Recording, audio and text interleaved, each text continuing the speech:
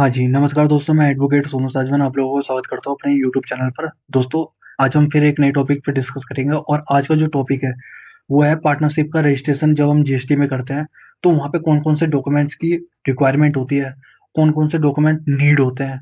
तो आज हम इसी के ऊपर डिस्कस करेंगे और मैं आपको ये भी बताऊँगा कि जब भी हम क्लाइंट जब हमारे पास आता है, तो उस टाइम पे क्लाइंट के मन में बहुत सारी चीज़ें रहती हैं कि हमें एलएलपी में जाना चाहिए या पार्टनरशिप में जाना चाहिए। तो आज मैं इन दोनों के बीच में भी डिफरेंस भी क्लियर करवाऊँगा कि कौन-कौन से डिफरेंस होते हैं, कि एलएलपी लें या पार्टनरशिप फर्म में जाएँ, है ना? तो ये भी डिस्कस करेंगे और प्लस में मैं आपको डॉक्यूमेंट्स तो बता ही रहा हूँ और दोस्तों मैं आपसे ये भी कहना चाहता हूँ कि आप लोग मेरी वीडियो देख तो रहे हैं, तो प्लीज़ लाइक एंड सब्सक्राइब ज़रूर करें ताकि मैं मोटिवेट हो सकूँ और आप लोगों के लिए और भी बढ़िया-बढ़िया कंटेंट लाके आप लोगों को दूँ और मेरा इंटेंशन हमेशा ये रहा है कि मैं आप लोगों तक 100 नहीं 200% एक्यूरेट विद एक्ट सॉल्यूशन मैं आपको दूँ। जैसा कि मेरा यूट्यूब का नाम भी यही है, taxes with advocate Sonu Sajwan. तो मेरा काम ये रहता है कि मैं आपको पूरे एक्ट पढ़ के और एक्यूरेट नॉलेज प्रोवाइड करवाऊँ आप लोगों को। ठीक है ना? तो प्लीज़ लाइक एंड सब्सक्राइब ज़रूर करें और दोस्तों ये वीडियो अपने क्लाइंट के साथ शेयर कर देना और अपने स्टाफ के साथ, ताकि आप लोगों का टाइम कंज्यूम हो, प्रोफेशनल का टाइम बहुत कम कंज्यूम हो और आपका टाइम सेव हो। ठीक है? और इस वीडियो को देखने के बाद आपको पता चल जाता है कि कौन-कौन से डॉक्यूमेंट की रिक्वायरमेंट होती है। क्लाइंट को भी समझ में आ जाता है कि कौन-कौन से रिक्वायरमेंट की ज़रूरत है जीएसटी के रजिस्ट्रेशन के लिए। तो आज का टॉपिक हमारा पार्टनरशिप के केस में है। तो चलिए दोस्तों, ये देखिए दोस्तों, मैंने ये हमारी पीडीएफ रहती है जो कि हम क्लाइंट को शेयर करते हैं। अब मैं क्या करता हूँ कि मैंने वीडियो बना दिया तो मैं वीडियो शेयर कर देता हूँ। लेकिन पहले जब मैं वीडियो नहीं थी तो मैं क्लाइंट को क्या करता था, ये डॉक्यूमेंट मैं शेयर कर देता था, लिस्ट, है ना, चेक लिस्ट जो थी। और दोस्तों मैं ये भी कहना चाहता हूँ कि मैंने कंपनी के केस में, प्रोप्राइटर के केस में, ठीक है, और एलएलपी के केस में भी मैंने वीडियो बना रखी है। आप उसको भी चेकआउट कर लेना, मैं आई बटन पे लिंक दे दूंगा इनका और प्लस में डिस्क्रिप्शन में भी दे दूंगा, आप एक बार उसको चेकआउट कर लेना रजिस्ट्रेशन किसी भी क्लाइंट का करने से पहले। ठीक है ना, ताकि आपको सारे डॉक्यूमेंट सही मिले और आपका जो रजिस्ट्रेशन आप जिस क्लाइंट का कर रहे हैं वो कम से कम 10 दिन के अंदर या 7 दिन के अंदर उसके पास रजिस्ट्रेशन आ जाए। और मैं ये हमारे ओनर हैं या जो हमारे क्लाइंट अगर ये वीडियो देख रहे हैं, है ना, क्लाइंट को भी कहना चाहूंगा कि आप लोग यहाँ से समझ के अपने कंसल्टेंट को बढ़िया डॉक्यूमेंट प्रोवाइड करवाएं ताकि आपका रजिस्ट्रेशन जल्दी आ सके। तो चलिए दोस्तों, यहाँ पे देखिए दोस्तों, आज हम पार्टनरशिप फर्म की बात कर रहे हैं। तो ये Indian partnership firm act 1932 act जो है वो है, बाकी इसमें अमेंडमेंट भी हो चुके हैं। तो जो बेयर एक्ट है वो यही है। ठीक है, अब बात करते हैं पार्टनरशिप फर्म के एग्जिस्टिंग की। यहाँ पे क्या होता है, पार्टनरशिप डीड होती है जो कि जिसमें ये कैन बी रजिस्टर्ड और अनरजिस्टर्ड दोनों हो सकते हैं। ठीक है ना, स्टेट लेवल में स्टैंप ड्यूटी पेड करनी होती है, मस्ट भी पेड होनी चाहिए ये, तब जाके पार्टनरशिप डीड हमें एक्यूरेट मानी जाती है स्टेट के अंदर। ठीक है, तो वहाँ पे क्या होना चाहिए, ये सारी चीजें होनी चाहिए। ठीक है, कॉपी चाहिए उसकी। फिर बात करते हैं पार्टनरशिप पैन कार्ड। अब पार्टनरशिप फर्म का ना पैन कार्ड अलग होता है इंडिविजुअल से, तो वहाँ पे एक पैन कार्ड बनाया जाता है, वो आप लोग अप्लाई कर लेना, कम से कम 10-12 दिन के अंदर वो आ ही जाता है, वैसे 3-4 दिन के अंदर आ जाता है, तो वो आपको अप्लाई करना होता है। ठीक है, सेपरेट पैन कार्ड। अब बात करते हैं यहाँ पे रजिस्ट्रेशन ऑफ सर्टिफिकेट। यहाँ पे क्या नाम है कि एक सर्टिफिकेट मिलता है। ठीक है, जब हम रजिस्टर्ड करते हैं ना फर्म को, कहाँ पे, registered of firm, R O F में, तो वहां से हमें एक सर्टिफिकेट मिलता है जो कि हमें रिक्वायरमेंट होता है और ये मैंडेटरी एलएलपी के लिए तो होता ही है, बट ये ट्रेडिशनल पार्टनरशिप फर्म के लिए भी, मतलब क्या है ना कि हमारे देश में क्या है, पार्टनरशिप कैसे कैसे होती है, कोई भी छोटा मोटा काम होगा तो उसमें भी पार्टनरशिप हो जाती है। लेकिन जो फर्म रजिस्टर्ड होती है तो वहां पे उस केस में हमें क्या करना होता है, वो जो बड़ी पार्टनरशिप फर्म होती है, जैसे कंपनी में काम चल रहा है, कोई बड़ी पार्टनरशिप फर्म होती है, तो वहां पे हमें रजिस्टर करवाना पड़ता है उस फर्म को, तो वहां से वो एक सर्टिफिकेट मिलता है, तो वो भी रिक्वायरमेंट। ठीक है, अब बात करते हैं partnership details. All managing active partners. अब यहाँ पे आइडेंटिटी प्रूफ चाहिए होता है किसका, पैन कार्ड और आधार कार्ड ऑल पार्टनर्स का। ठीक है, और जो आपका आधार कार्ड है वो मोबाइल नंबर से लिंक होना चाहिए, आपका जो मोबाइल नंबर है ना वो आधार कार्ड से लिंक होना चाहिए, उसमें ओटीपी जाता है। ठीक है, उसके बाद हम बात करते हैं फोटोग्राफ। फोटोग्राफ क्या होता है कि पासपोर्ट साइज फोटो चाहिए होती है ऑल पार्टनर्स की। ठीक है, यहाँ पे ऑल पार्टनर्स की जो है पासपोर्ट साइज फोटो चाहिए होती है। और जेपीजी फॉर्मेट पे होने चाहिए, 100 KB तक अपलोड होती है, ठीक है ना। उसके बाद करते हैं मोबाइल नंबर और जीमेल आईडी। तो यहाँ पे ऑल पार्टनर्स की क्या मोबाइल नंबर और मेल आईडी की रिक्वायरमेंट होती है, तो ये भी जरूरी है। अब हमारे केस में क्या होता है कि अब यहाँ पे क्या होता है ना कि कुछ कंसल्टेंट या एडवोकेट या चार्टर्ड अकाउंटेंट या प्रोफेशनल, है ना, यहाँ पे अकाउंटेंट क्या करते हैं, अपनी मेल आईडी डाल देते हैं। कभी हमें जीएसटी की रिटर्न फाइल करनी होती है तो हमारे क्या करते हैं, प्रोफेशनल की वहाँ पे अपनी मेल आईडी डाल देते हैं। अब क्या होता है ना कि वहाँ पे मेल आईडी तो वो डाल देते हैं, लेकिन उन्हें ये नहीं पता होता कि वो फ्यूचर में आपको ट्रैक कर सकते हैं, है ना। यहाँ पे एक बार अगर आपने कोई मेल आईडी अपनी डाली, तो ये समझ लीजिए कि जीएसटी डिपार्टमेंट में फर्स्ट टाइम वो रिकॉर्ड हो जाती है। उसके बाद चाहे आप जितनी मेल आईडी अमेंड कर रहे हैं, तो पहली वाली फिक्स रहती है। अगर कभी भी अब जैसे क्लाइंट हमारे पास 5 साल या 10 साल काम करवाता है, अब वो कहीं चले जाता है, तो कभी उसके ऊपर प्रोसीडिंग होती है क्लाइंट के ऊपर, तो डिपार्टमेंट आपकी मेल आईडी पे नोटिफिकेशन नोटिस भेजेगा, सारी चीजें भेजता है ना। तो इसलिए मैं ये कहना चाहूंगा, रिकमेंड करूंगा कि फर्स्ट टाइम तो क्लाइंट का डालें, लेकिन उसके बाद अपना डाल सकते हैं, कोई दिक्कत नहीं है। लेकिन मैं रिकमेंड करूंगा कि अपना ना डालें, क्लाइंट का ही रहने दो, कोई प्रॉब्लम नहीं है, ठीक है। इस केस में तो मैंने ये बता दिया है मेल आईडी आपको किसकी रखनी है। अब बात करते हैं business address of proof, principal place of business. यहाँ पे क्या, the documents must be clear, so the complete address and owner name. It should be it should not be older 2 month। You must provide any one the following scenario. मतलब कहना क्या चाहता है, ये कहना ये चाह रहा है कि जो भी आपके पास डॉक्यूमेंट्स आए क्लाइंट कंसल्टेंट के पास, क्लाइंट के द्वारा, क्लाइंट के थ्रू, तो वो डॉक्यूमेंट्स क्या होने चाहिए, पूरी तरीके से आप एक बार उसको देख लें कि क्या वो क्लियरली विजिबल है या नहीं है। अगर उसमें कोई ना कोई दिक्कत है क्लाइंट डॉक्यूमेंट्स में, है ना, तो उसको दोबारा से मंगवाएं, तभी वो जीएसटी पोर्टल पे अपलोड करें, वरना तो आपको दिक्कत आ सकती है। डिपार्टमेंट वाले क्या करते हैं कि थोड़ा सा देखते हैं, अगर उसमें कोई दिक्कत है वो आपको क्लैरिफिकेशन देते हैं, फिर ये केस जाते जाते 1 महीना लग जाता है ना। तो इसमें लंबा केस चले जाता है। इसलिए मैं चाहूंगा कि जो भी डॉक्यूमेंट कंसल्टेंट के पास आए, तो वो पहले एक बार चेक कर ले। और मैं क्लाइंट से भी रिकमेंड करूंगा और क्लाइंट को भी बोलूंगा कि प्लीज जब भी आप डॉक्यूमेंट्स भेजें, तो फुल्ली एक बार आप भी चेक कर ले कि कहीं पर कोई ऐसी चीज तो नहीं है जो हमने मतलब क्लियरली विजिबल हो रहा है या नहीं हो रहा है। क्योंकि डिपार्टमेंट जब भी चेक करेगा, वो थोड़ी सी चीज चेक करता है, उसके बाद आपका क्लैरिफिकेशन दे देगा तुरंत ही, है ना। और दिक्कत हमें ही होगी कि उस डिपार्टमेंट को कोई प्रॉब्लम नहीं है, फिर आपको डिपार्टमेंट के चक्कर काटने पड़ेंगे, इसमें सबका टाइम कंज्यूम होता है। इसलिए मैं रिकमेंड करूंगा प्रोफेशनल से कि प्लीज जब भी डॉक्यूमेंट्स ले क्लाइंट से, तो पूरा चेक करके लें। अब मान लीजिए क्लाइंट हमारे जो बिजनेस कर रहे हैं, वो उनकी अपनी सेल्फ की प्रॉपर्टी पे कर रहे हैं। मतलब कहना मतलब है कि इलेक्ट्रिसिटी बिल उन्हीं के नाम पे है, और जो प्रॉपर्टी है उन्हीं के नाम पे रजिस्ट्री भी। तो उस वाले केस में हमें प्रॉपर्टी टैक्स रिसिप्ट देना पड़ता है, और म्युनिसिपल खाता कॉपी या इलेक्ट्रिसिटी बिल, जो कि 2 महीने से पुराना नहीं होना चाहिए, है ना। तो यहाँ पे हमें ये देना होता है जब सेल्फ की प्रॉपर्टी पे काम कर रहे हो, जब सेल्फ की प्रॉपर्टी में बिजनेस कर रहे हो, तो ये 3 चीज देनी होती है। तीनों में से आप एक चीज दे सकते हैं, इलेक्ट्रिसिटी बिल। लेकिन ये जो इलेक्ट्रिसिटी बिल है वो 2 महीने से पुराना नहीं होना चाहिए। अब क्या करते हैं ना कि कंसल्टेंट चेक तो करते नहीं, वो 6 महीने पुराना या 3 महीने पुराना क्या बोलते हैं इलेक्ट्रिसिटी बिल दे देते हैं। डिपार्टमेंट वाला चेक करता है, उसको कैंसिल कर देता है, क्लैरिफिकेशन दे देता है।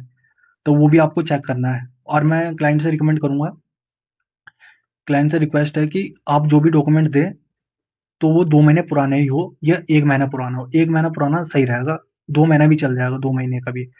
फिर बात करते हैं, अगर आप क्लाइंट जो हमारे बिजनेस कर रहे हैं वो रेंट पे या लीज पे है, तो वहाँ पे क्या रेंट और लीज एग्रीमेंट लगता है along with the landlord ownership proof, electricity bill. और यहाँ पे एक काम करना, आप एनओसी भी दे देना, बना के ओनर के साइन करवाना है लैंडलॉर्ड के, तो वहाँ पे एक एनओसी भी दे देना। आपका आपको रजिस्ट्रेशन मिल जाएगा टाइम पे। कभी कभार क्या होता है कि रेंट एग्रीमेंट के केस में भी एनओसी मांग लेते हैं वो क्लैरिफिकेशन में। तो मैं ये कहूंगा कि पहले ही आप उसको एनओसी दे दें डिपार्टमेंट को। फिर बात करते हैं, यदि प्रॉपर्टी जो हमारे क्लाइंट है वो बिजनेस कर रहे हैं, वो कौन सी प्रॉपर्टी पे कर रहे हैं, जो उनके फादर और मदर के नाम पे है। इलेक्ट्रिसिटी बिल या इलेक्ट्रिसिटी बिल उनके फादर या मदर के नाम पे है, तो वहाँ पे कंसर्न लेटर या एनओसी लगेगा, है ना, नॉन ऑब्जेक्शन सर्टिफिकेट। तो ये आप दे सकते हैं। फिर क्या वो क्लैरिफिकेशन अगर आती है, तो वो कम से कम क्या मांगेंगे आपसे, उनके नेम, मतलब आधार कार्ड पैन कार्ड मांग सकते हैं ओनर के, जो प्रॉपर्टी उनके नाम पे है, आपके फादर और मदर के नाम पे। तो ये आप ध्यान रखना। फिर बात करते हैं बैंक अकाउंट डिटेल।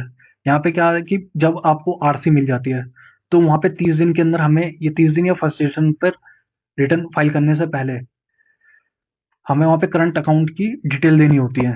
ठीक है, वहाँ पे आपको कैंसिल चेक देना पड़ता है या पासबुक का फ्रंट पेज, फर्स्ट पेज जो होता है जिसमें क्या लिखा हो, मस्ट बी फर्म नेम और अकाउंट नंबर और आईएफएससी कोड और ब्रांच नेम, ये ब्रांच एड्रेस, ये सारी चीजें वहाँ पे शो होनी चाहिए, तो वो देना होता है वहाँ पे।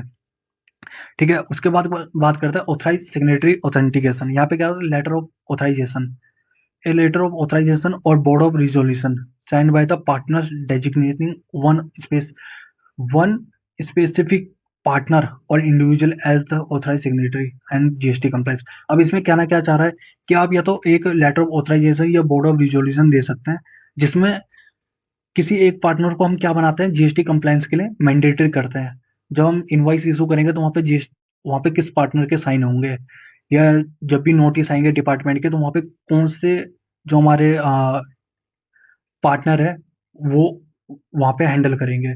तो यहाँ इस वाले केस में क्या होता है कि वहाँ पे एक ऑथराइज सिग्नेटरी बनाना होता है, तो ये देना होता है वहाँ पे लेटर ऑफ ऑथराइजेशन या बोर्ड ऑफ रिजोल्यूशन। अब बात करते हैं identification of address of proof, identity address of proof. यहाँ पे क्या होता है कि जो ऑथराइज जिसको हम कर रहे होते हैं, मान लीजिए पार्टनरशिप फंड में 4 पार्टनर है, चारों में से हमने तीसरे पार्टनर को क्या कर दिया, ऑथराइज सिग्नेटरी, तो उसके पैन कार्ड और आधार कार्ड ऑथराइज सिग्नेटरी के, जिसको बनाया authorise signatory, if they are one of the partner. ठीक है ना, ये सारे डॉक्यूमेंट्स हमें उसके देने होते हैं जिसको ऑथराइज सिग्नेटरी बनाते हैं, और उन्हीं की मेल आईडी पे क्या जाता है, ओटीपी जाता है, और ये सारी चीज वहां पे किए जाते हैं। ठीक है, अब बात करते हैं डिजिटल सिग्नेचर।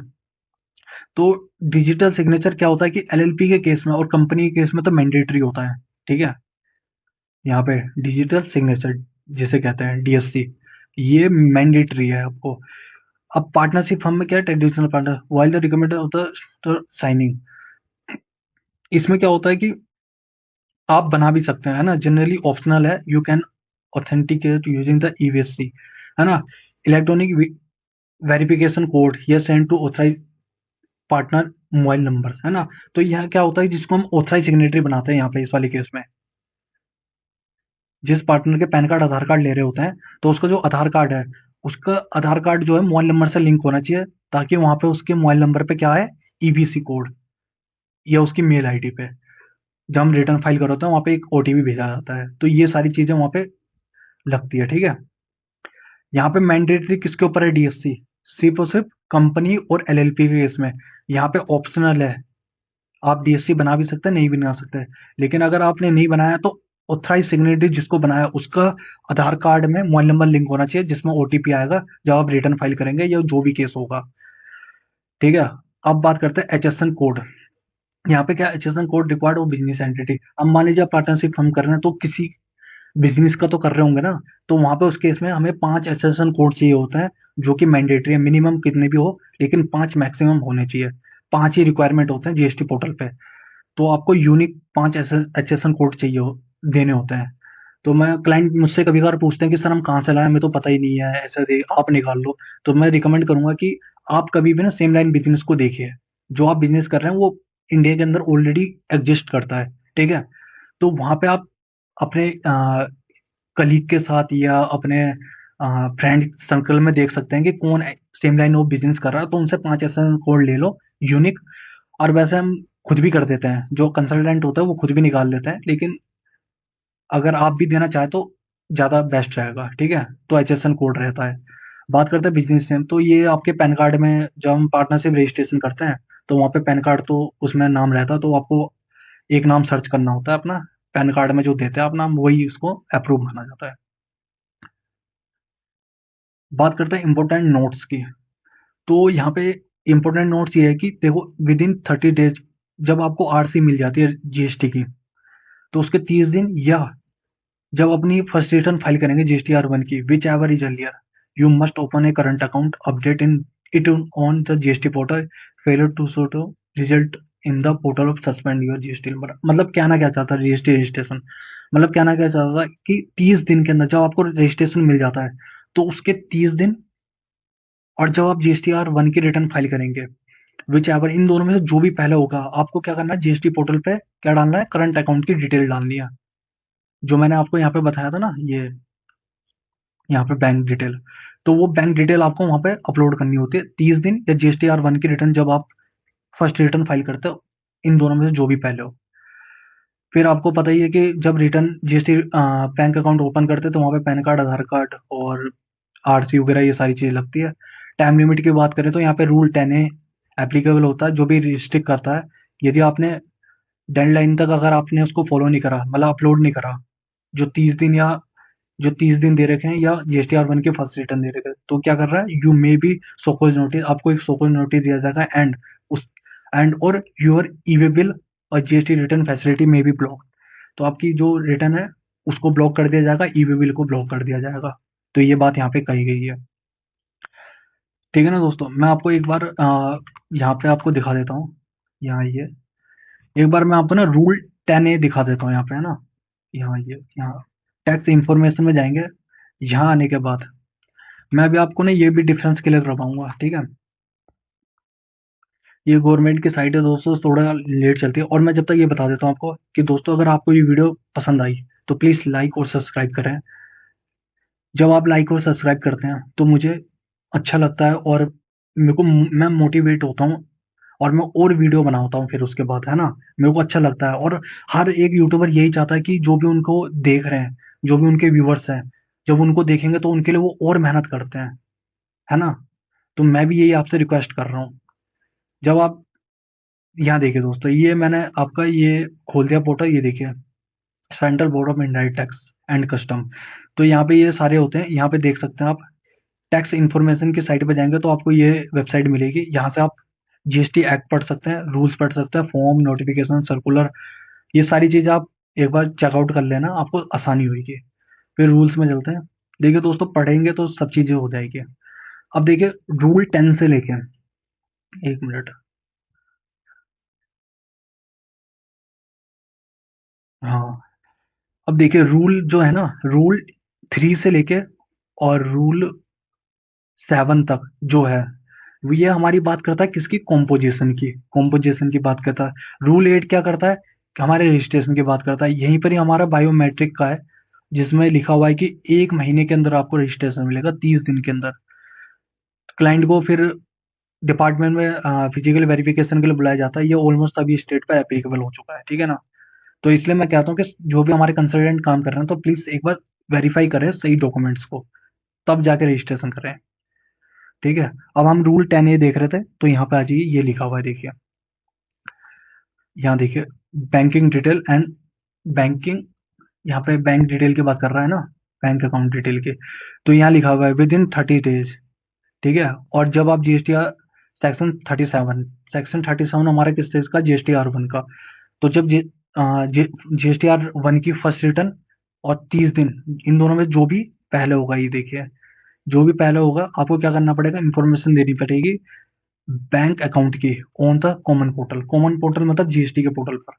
तो ये सारी चीजें होती है, एक बार आप पढ़ेंगे तो आपको भी समझ में आएगा ना। तो ये सारी चीजें, ये देखिए, मैंने बता दिया आपको, 30 दिन, और जब आप जीएसटी R1 की रिटर्न फाइल करेंगे, उन दोनों में जो भी पहले होगा, आपको पोर्टल पे क्या देना पड़ेगा, बैंक अकाउंट की डिटेल। अब चलिए दोस्तों, मैं आपको ये समझाता हूँ कि कंपैरिजन करवाता हूँ कि एलएलपी बेस्ट है या पार्टनरशिप बेस्ट है। ये हमारे क्लाइंट हमसे पूछते हैं, मेरे से भी पूछते हैं, लेकिन मैं यूट्यूब पे बता देता हूँ ताकि जो भी क्लाइंट होंगे वो उनको समझ में आ सकता है। ये गवर्नमेंट के द्वारा एक लॉ बनाया गया है, जो कि limited liability partnership act 2018 recently amendment हुआ है इस पे, और इंडियन पार्टनरशिप एक्ट 1932। तो ये बेर एक्ट है, ये वाला भी, ठीक है। अब बात करते हैं लीगल स्टेटस। अब लीगल स्टेटस का मतलब क्या होता है, ये एलएलपी जो है ना, ये सेपरेट एंटिटी है। सेपरेट का मतलब इसका पार्टनर के साथ कोई ज़्यादा रिलेशनशिप नहीं है, है ना। अगर पार्टनरशिप हमको कोई दिक्कत होती है लास्ट में, तो जितना कंट्रीब्यूशन पार्टनर्स ने कर रखा है, वहीं तक उनकी लायबिलिटी रहती है, उससे ऊपर नहीं रहती। ठीक है, अभी मैं बताऊंगा आगे।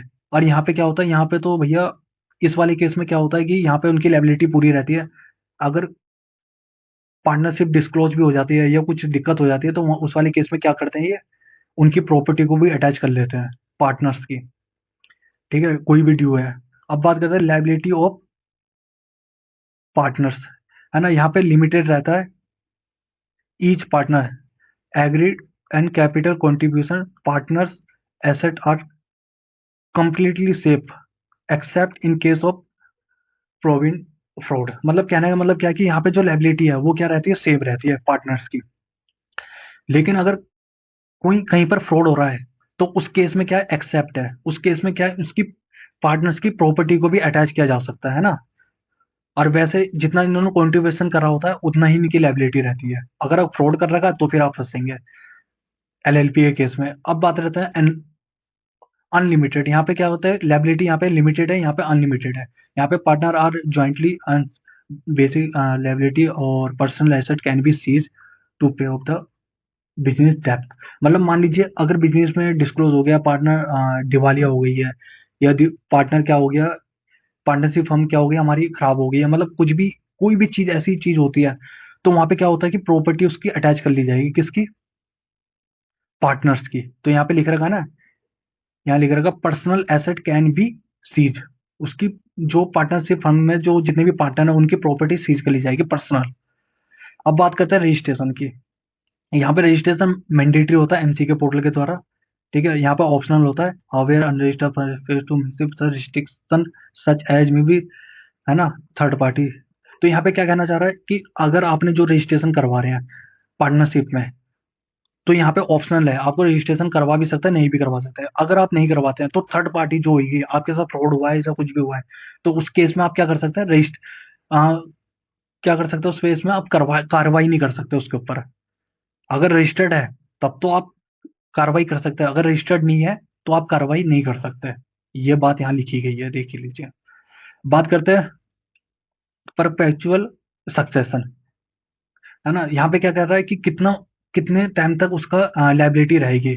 एक अगर जैसे एलएलपी मैंने स्टार्ट करी है, तो अगर किसी पार्टनर की क्या हो जाती है, डेथ हो जाती है, रिटायरमेंट हो जाता है पार्टनर, तो क्या बिजनेस एग्जिस्ट करेगा, तो यहाँ पे लिख रखा है हाँ एग्जिस्ट करेगा, और उसके ऊपर लायबिलिटी बनी रहेगी बिजनेस के ऊपर, कंटिन्यू बिजनेस चलता रहेगा, ठीक है ना। यहाँ पे क्या होता है कि अगर पार्टनर की डेथ हो गई या पार्टनरशिप फर्म रिटायरमेंट हो जाता है कुछ पार्टनर, या पार्टनर की डेथ हो जाती है, तो वहां पे बिजनेस क्या होता है, एग्जिस्ट नहीं करता, और वो फर्म बंद हो जाती है।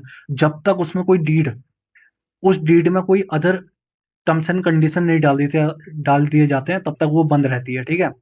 अब नंबर ऑफ पार्टनर्स की बात कर लेते हैं। यहाँ पे मिनिमम क्या, दो पार्टनर चाहिए, नो स्टैचुरी मैक्सिमम। यहाँ पे कोई लिमिट नहीं है, लेकिन सेक्शन 6 एलएलपी का जो सेक्शन 6 है उसको आपको एक बार पढ़ लेना, वहां पे मिनिमम तो दो ही लिखे हुए हैं, मैक्सिमम की बात नहीं गई है।